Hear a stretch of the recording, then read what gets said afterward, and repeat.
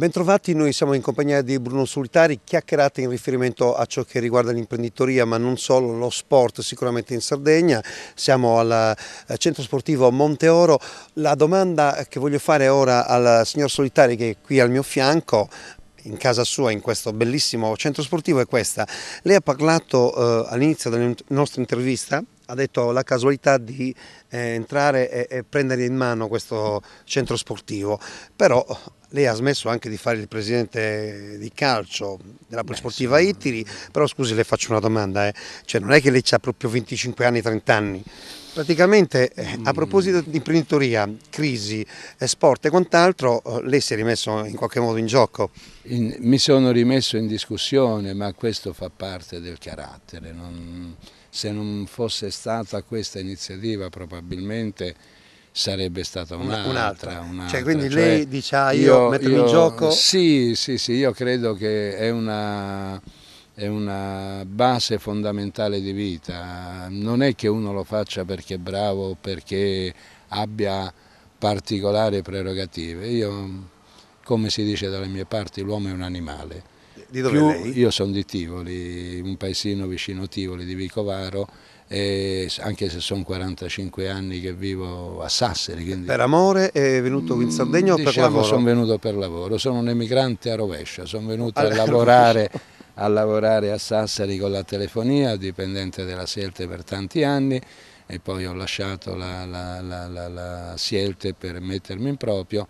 Però dalle mie parti si dice l'uomo è un animale, più lo fai lavorare e più lavora. Certo. E io dico proprio questo, che se uno ha la fortuna di fare un lavoro che gli piace, sente la fatica ridotta di un centesimo proprio.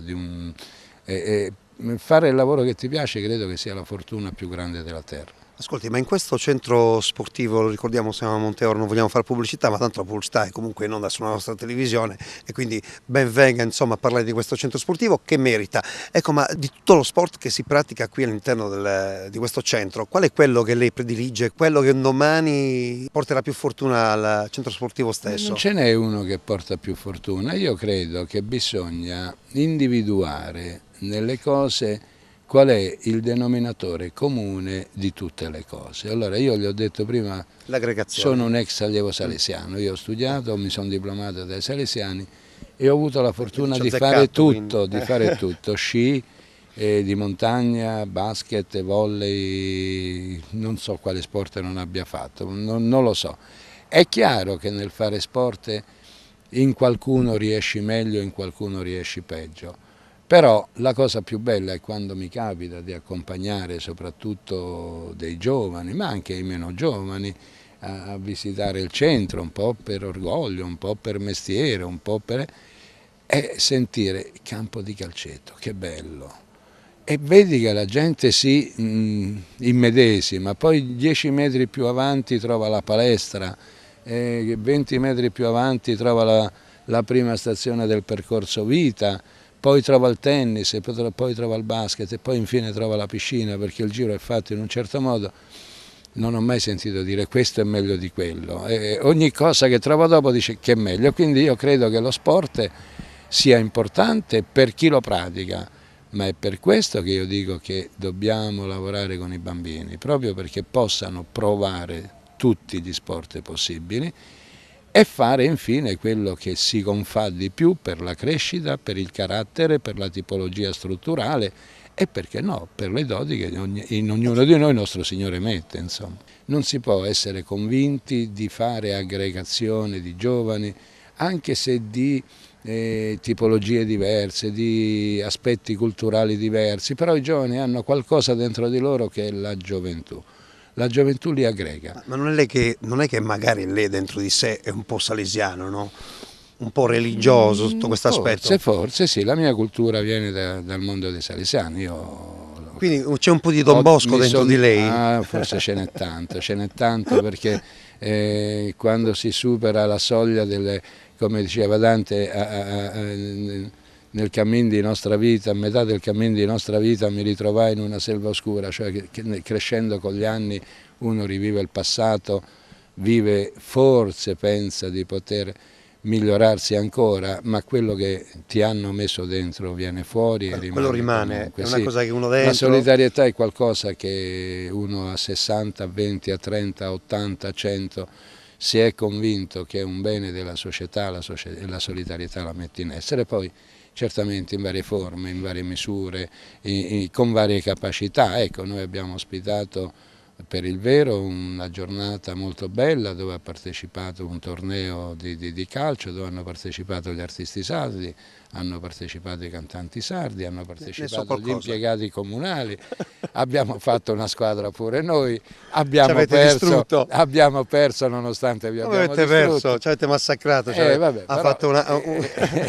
Comunque quella è stata una cosa. Poi c'è da dire anche che un centro di aggregazione non può vivere solo di sport.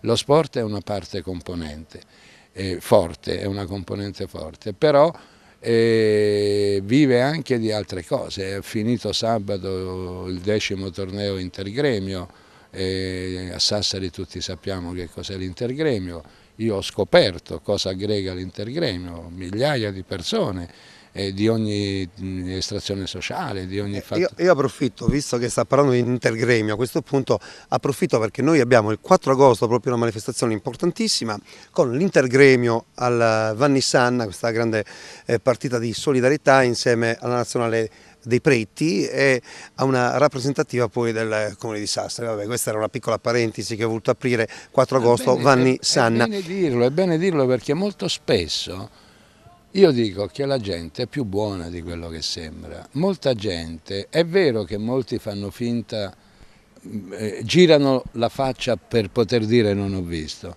ma è altrettanto vero che una buona parte non sa. E allora se queste manifestazioni, che pure sono importanti, si pubblicizzano, la gente si informa, io sono convinto che i risultati vengono, perché chi di noi non ha avuto un momento di difficoltà nella vita? Chi può dire io non ho avuto un momento di difficoltà? Ecco, se ognuno di noi potesse riflettere su una sua difficoltà, io non dico che non possa non capire quelle degli altri, ma non può non comprendere se un amico, se un collega, se un vicino di casa ha una difficoltà. Ecco, se queste manifestazioni servono proprio, come dicevano i latini, do tu des, oggi dai tu una mano a me, domani do io una mano a te, io credo che la società ne guadagni in ogni senso. Allora viva l'aggregazione, in questo caso viva lo sport, viva il centro sportivo Monteoro, e noi ringraziamo Bruno Solitari, ringraziamo tutti voi che ci avete guardato fino a questo momento. Volevo dire che oltre a tutti i campi c'è però anche un buon bar, una buona pizzeria, un buon ristorante, no, perché poi c'è nel senso che anche a tavola ci si aggrega. Perché poi dice vado a farmi una partita a calcetto oppure vado in piscina per dimagrire e poi invece sei fregato, perché in realtà siccome qui si mangia anche abbastanza bene, poi uno finisce che va al ristorante e tutto ciò che ha smaltito magari nell'arco della giornata lo riprende. Non è quello il problema, si scherza. Per dimagrire non si viene, diciamo si dimagrisce, ma bisogna anche mangiare, perché fare sport significa consumare.